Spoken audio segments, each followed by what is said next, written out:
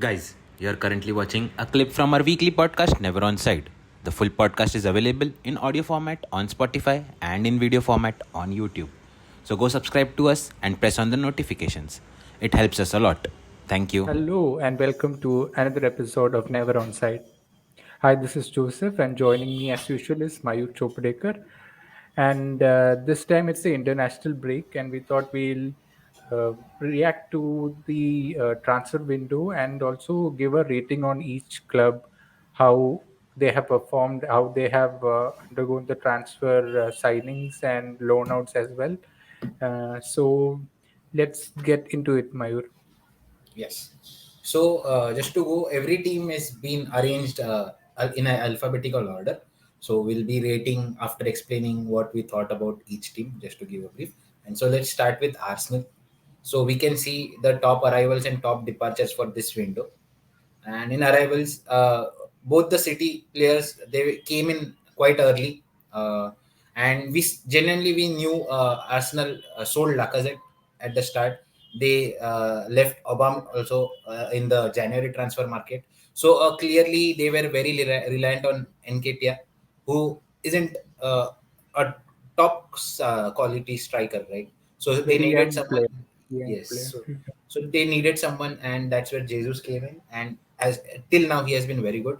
Same for Zinchenko, hole in the left back. Tierney was a very good player, but again, his frequent injuries and missing games a lot meant that the left back spot was there to be taken. And again, Zinchenko suits Arteta's style as well. So again, a great signing, I would say. And in the last part, we saw Marquinhos play in the in the Europa League game, and again he showed his worth as well. So so to round it up, all of the signings were top quality signings. Mentioning the top three marquee signings that are the Jesus, Vieira, and Zinchenko, and some potential players like Marquinhos and Matt Turner as well, who have looked good, and definitely they need to prove them on the Premier League level. Yeah. So, Yeah. So, what is your rating for Arsenal? so I would rate them 8. Yeah, because have done everything right. Just there are few more places where they can probably fill in, just like a CDM probably. Since now we know Thomas Partey is injured, so they don't Yeah. have that quality of a CDM to replace him. So something they could look on, and if they had a few more things sorted on the left wing, maybe not on the left wing, right wing, maybe a Saka replacement and a CDM. So that would have been a 10 on 10 window. So as of now, Uh, it's 8. Someone who could rotate with Saka on the right. Yeah. So Yes. for me, Arsenal had a really good window, and they got in all their players comparatively early. They were precise. They knew who they wanted, unlike some other clubs which left it until the last moment for transfers. They knew who they wanted, and Arteta already had a hit list, and he took them as soon as they were available. Getting in Gabriel Jesus and Sinchenko improves their side a lot, and we have seen from the moment the season started, Gabriel Jesus has shown his class, and Fabio Vieira is slowly coming into the games. He had a good game last in the last match, and he scored as well. So Marquinhos has also come in, and Matt Turner is the goalkeeper. So overall, even the departures they have got out Gundosi, Nicolas Pepe, Torreira, Bellerin. These people were like already on the way out, and Arteta really decided to get these things done as soon as possible. And they have a really good squad, and I am rating them 8 out of 10. So we have agreed on Arsenal. At least that's a good start. Yeah, that's a good start. Yes. So let's move on to the next team, shall we? Yes. Yes. The next team is Aston Villa. And the Yeah. rest, so Jose, you can start on Aston Villa. Yeah. So Aston Villa for me had a if you look at the signings who have played till now, you can ignore Coutinho to an extent because he was already there. I think only Kamara has started matches, and we know Dentonga is a good player. Diego Carlos, centre back. he has also not featured yet for Aston Villa. So that is a concern, maybe. And also the fact that even though Aston Villa had a really poor start, players like Diego Carlos and Dendogger didn't get a run of games. So which shows that these players were just got in to fill the numbers, except for Kamara, who is starting almost every game. So it's not a great window. I would say like a three for me for Aston Villa, because and it showed the transfer window being really bad showed in some of the matches in the beginning, and they got like rid of Matt Target, who is also a decent player actually. El Gassi, Trezeguet, you know so these players were, household names in Aston Villa, and they have got rid of these players and not really replaced them with any good sort of talent. Coutinho was already here, but he has started to fade away in games. He is not impressing us at the moment like he used to in the first half of the season last year. Yeah, so that is a very ordinary three for me. What's your take?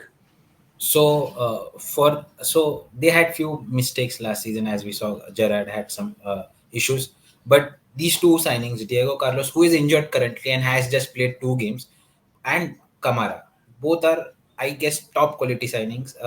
I know not many people might have seen Diego Carlos, but last season with alongside Kunde, he was the first centre back pairing choice in Sevilla, and definitely everyone in La Liga had an eye on Diego Carlos. So he's a good acquisition definitely, and he would, once he gets into the groove, he will definitely show his skill set and his ability to play on a higher level. And again for Kamara as well, so many big names like United and I feel Chelsea or Arsenal, I don't remember, but one of the London clubs was also in for Kamara, and few other European big giants were also in. But again, like a surprising transfer, he decided to come to Aston Villa. So again, both the transfers are very good, and I rate them, and they just need time. And yeah, so just to and to sum it up, yeah, I will give them a 4, not a 3, because I Okay. just rate them those both signings very well, and I hope they can do more things. But again, there are some again still some gaps in the team, and we can definitely see they are struggling. But they have a good run of patch now, so hopefully they recover, and all these signings get to show their All uh, right. All right. skills. Yes, so Moving let's on move. to Bournemouth. I have given them yet another three because Marco Sensi, they have gotten Jack Stephens, not so inspiring. Marcus Tavernier, I think only Sensi has started. I think only one of those players has started, I guess. And yeah, so nothing much to talk about Bournemouth being a club that came back from the championship. I expected them to spend a lot more to make sure that they stay up this season. Yeah, so that's a three for me. Yes. So same, nothing more to talk about, but just Neto. Talking about him, he's a good, decent goalkeeper. Probably a bit on the higher level compared to team he's playing Bournemouth. But yeah, that is a decent signing for a free transfer. And I'm not very sure about the other transfers, as Marcos Sensei or maybe Tavernier. But Stephens has been around the Premier League, so I guess he hopes to give them stability in their centre back part. But nothing impressive as of now. Again, they have a good run of fixtures as well, so we'll get a clear idea about how their team is. They have been facing quite a lot of big teams in the starting Yeah. 7-8 game weeks, so nothing to judge about as of now. But Yeah, again, I have to agree with considering that host. some of the other relegation teams have bolstered their lineup, this is very poor from Bournemouth. Yes. Yeah, Yes. moving So I on. have to agree with you, host. I also give them Yeah, a 3. So let's all move right. on to the next team. Brighton, Brighton, Brighton. This team has been under the spotlight a lot, and mainly because of their transfer outs, how astute they were, how brilliant they were in getting money in for Cucurella for how much was it? 50 something million, I Yes, guess. 56. Yeah. 15 million, So 54 million. yeah, 54 million. So that is like crazy good. And Bissouma, they sold Bissouma. I think Bissouma, they could have got hold of Bissouma though. And Mope, they have sold to Everton. The fact that these three, at least the first two players, were very important to Bournemouth, and Mope was in and out of the team. I don't think Potter rated him much, but those two were very important players, and they left the club. And I think Brighton had a positive net uh, buy of like a net profit of around 58 million or something like that, which is really good considering the fact that they have gotten Estupinian, Gilmore, and I don't Julio Enciso. Yeah, So I don't know at least the first two names we are really very well sure aware of. of. Yeah, yeah. So overall, a decent transfer window, but very clever in terms of their transfer out. So I would give them a 7 out of 10, because at the end of the day, you have to get the transfers out right as well, so that they have the money in the bank to spend in the next transfer window when the right players are ready for them. Especially for the fact that Potter has left, so this Sabri is has come in, and like we'll have to see if they will back him in the next transfer window. All right. Yes. Yeah. So again, we can see the values here as was mentioned. They sold Kukurea for around 54 million and got in a exact left back who does most of that job, similar to Kukurea, Estupinian, in less than like one third of the money. So again, they are saving on a huge number. Again, Bisuma, who did the defending part, we saw how McAllister has gone into his place. Gilmore can play in that role as well. So definitely we can see again they sold him for 224 million. Here they got it for just 8 million. So again one third of the amount which they spent on. So definitely we can see the pattern here. And there was the another one of the loan moves who is Undav. So who we also discussed in the Deserby video, probably would start as a striker over Welbeck, who feeds the system much more than Welbeck. Probably he is also, he just came back from loan if I am right. So another prospect who is here in the Brighton team. Yeah, so a good overall window, saving the money. They as usual they are selling their players for high amount, like they have done in the past, and now they have just gotten those players back at a very cheap rate. So I would agree. I gave them a 6, though there are still a few teams, like few spots open, and definitely they need to work on. Probably now these are is here, so they might spend this money which they have made in the December January window. So hopefully once you get that, but yeah, I would give them a 6. Only 2 3 starting lineup signings, so 2 for now. So let's see how All they right. move on. Moving So on let's Brentford. to Brentford. Nice. So Brentford, I would give them a 5 out of 10. So I guess only Hickey has started most of the matches.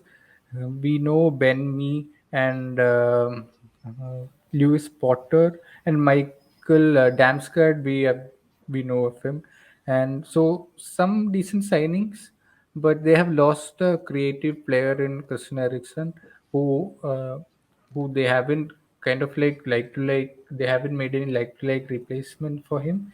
So I think it's a 5 for me. Yeah.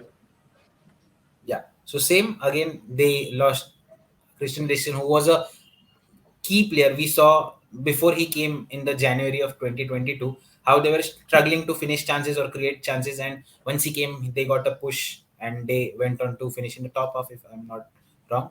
Damsgaard, who is a Iceland player. I'm not sure. Oh, Denmark Dan- player. Denmark player. Denmark player, Denmark. yes. Yeah. And we saw how he played in Euros, I the guess. yes, Euros and Denmark games as well. So he has made a quite a lot of name for him. Probably he might be the creative outlet which they have gotten for Christian Eriksen. He would try to match them, but as of now he has not been able to. But he has the quality, so hopefully he can prove he can improve that as well. And Benmi, again a centre back who they got in from Burnley, Premier League centre back, which we know of, and Hickey, who has been starting, but not impressed as of now till. yet. So again, I rate them 4. Not much of a good window for them. Just trying to fix the pieces where Yeah. they lost on some players. So yeah, Yep. nothing much. Moving on to Chelsea, this team has been under scrutiny for the players that they got out, the players that they got in. There were so many, tabloids about Chelsea, and the highlight of the fact that they got in Romelu Lukaku and for a record fee, and then sold him back to almost loaned him back for 6 million, I guess. So Yes. that is crazy. That should be talked about. But I think people are forgetting that fact, and their net spend is around 205 million. And considering the fact that they have gotten, you know, Aubameyang, Raheem Sterling, except for Marcus, the signings I like are Cucurella, Colobelli, Fofana. But I think Chelsea have massively overspent.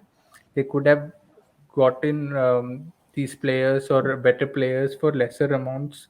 So that is my only concern about Chelsea, and I would give them only a 6 out of 10, just for the fact that because of the Lukaku saga, because I don't rate Raheem Sterling, I don't rate Aubameyang, and paying 50-60 million for Cucurella.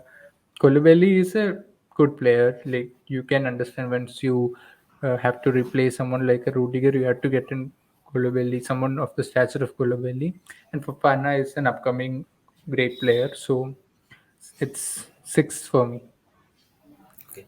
So for me, again, they lost most of their defense this past window. See, they had to get back a few defenders. Koulibaly was a straight in, and even Napoli knew, so they like they got whatever they wanted. So basically, as you said, overspending thing. And again, since Chelsea had some new owners, so they weren't much experience in this field, and definitely we saw they fired some of their old staff as well, who were in charge of making the transfers. And again, Boli, who was not very experienced, overspent in almost every transfer.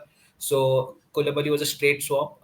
Kukure again, to strengthen that left back spot. Again, Chilwell, who has been missing quite a lot for due to his injuries. But we always thought Kukurea might play as a left centre back and Chilwell as the left back. And then we saw Wesley Fofana coming.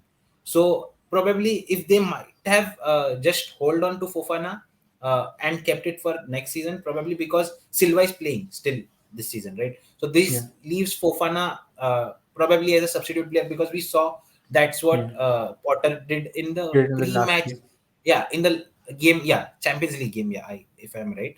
So Yeah, he played Kukurea in his favorite position, which he played him in Brighton as well, in the left centre back spot.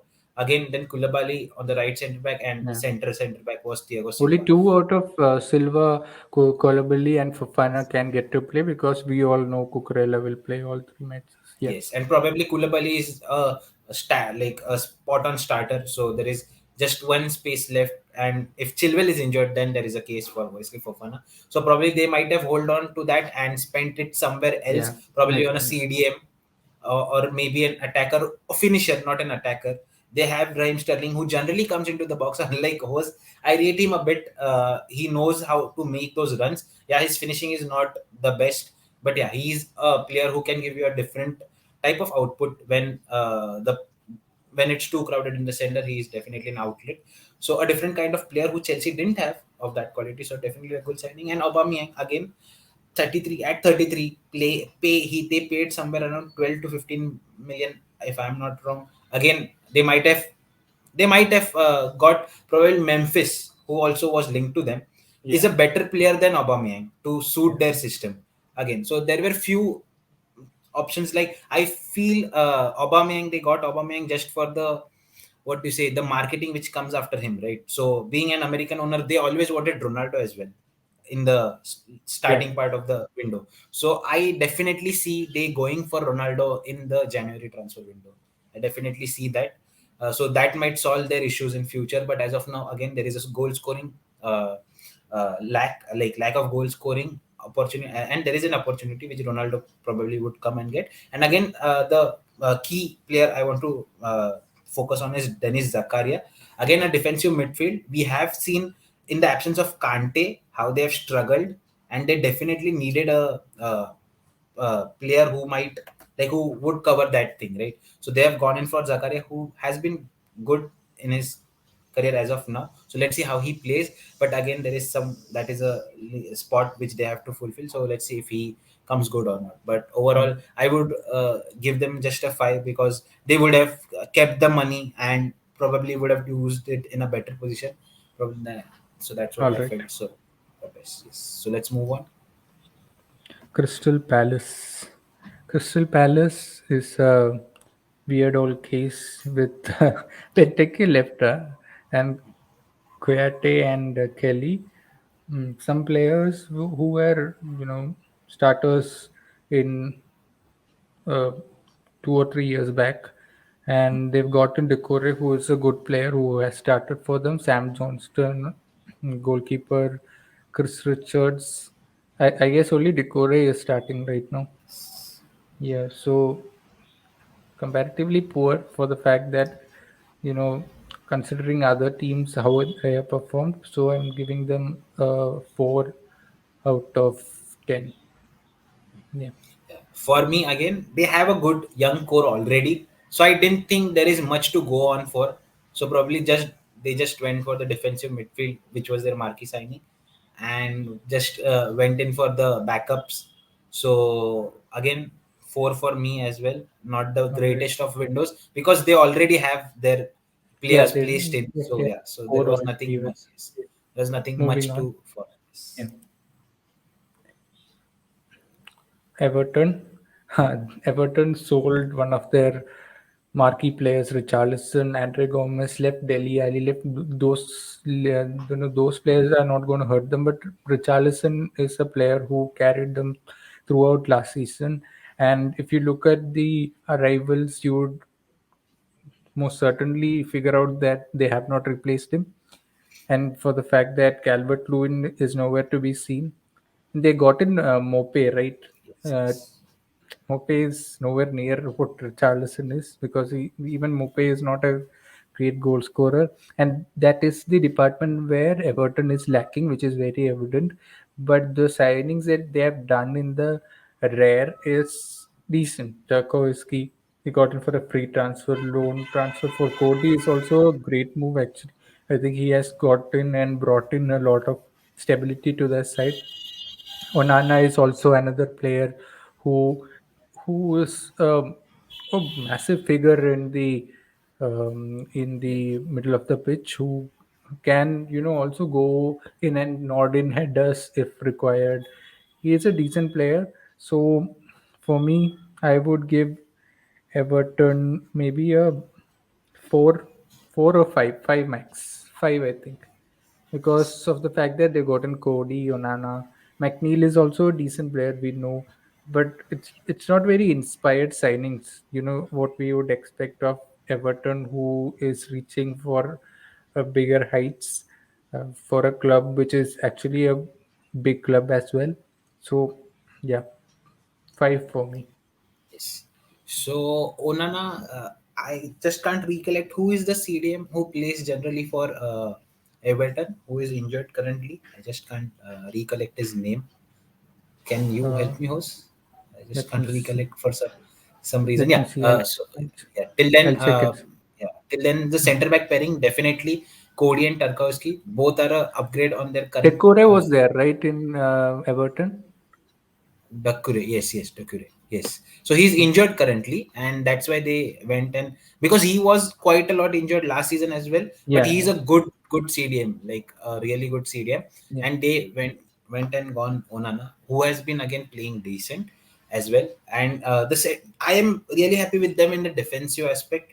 They went in and got those players who have both the center backs have experience of Premier League, and definitely we have seen that in the last 2-3 games which they have played they've kept clean sheets, right? So that we can genuinely see they have improved in that department. One more transfer which they made recently was Ederson Gona Gay, right? The PSG Hmm. player Yeah. who came in from PSG, who was playing here for Everton as well.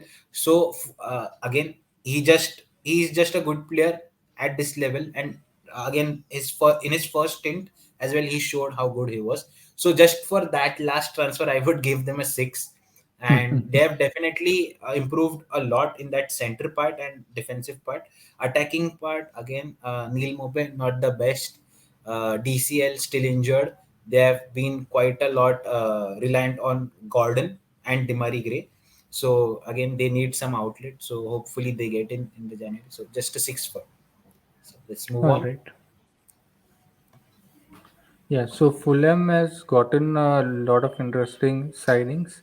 Andres Pereira and Palina, Daniel James.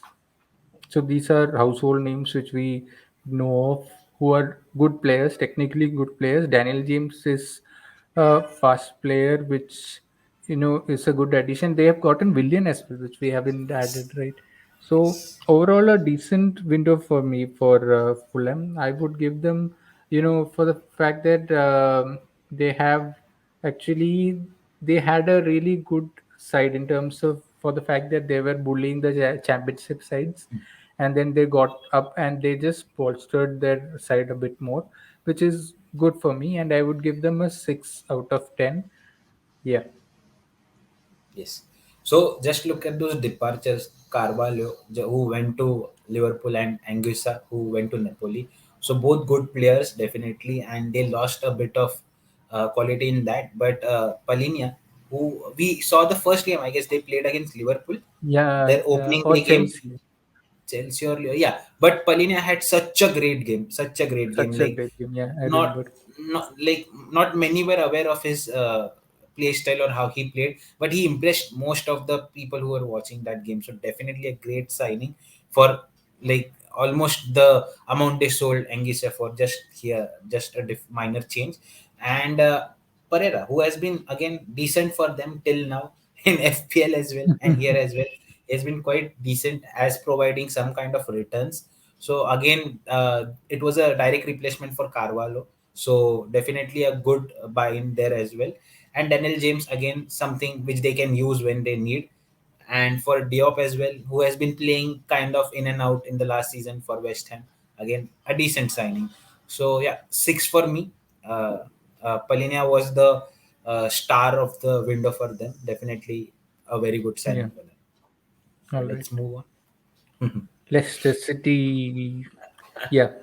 So we have been very critical about Leicester, but I took a lot of time to think about this, and I've given them a 0 out of 10 for the fact that they didn't back Rogers. The club had some financial difficulties, which we can understand, but the fact that the only positive is the fact that they've kept someone like Madison Madison. Tielemans, people like that. They have kept, um, in spite of interest coming from all over the world. So that is the only positive they have. The biggest uh, loss is definitely Casper Schmeichel, and they've gotten Alex Smithies. And we have seen how Ward and Iverson are. Like Iverson hasn't featured it, but we have seen how Ward is. If Iverson is not even getting picked ahead of Ward right now, then you can imagine what, uh, like how bad he must be. So Casper Schmeichel is a huge loss, and Wesley Fofana, at least they got good money for him. So that is the only positive in this, and it's 0 for me. There is nothing much to talk about Leicester. The performance is, more than enough to warrant that 0 rank that I've given them. Yeah, so I guess they made this Wout face signing as well at the last 2 3 days, in the last 2 3 days, just because they left Wesley Fofana in those days. So they needed someone to come in his place, because we saw how Soyuncu has been playing very bad recently, so they needed someone to come in, and they got in. And Alex Meathis, again, everyone was trying to figure out what's his role, whether he will be starting, because not everyone was sure how Ward will play, how Iverson will play, who will be the first team, like the first starter, obviously. So again, not very sure about him. So I'll just give them 1, because they managed to keep Madison and Tielemans in their squad. So that is at least some kind of effort they took to at least whatever the situation might be, not good contracts for both of them from other offers, not good offers, whatever it might be, but they kept them, and that's why I would just give them at least one All for right. the effort.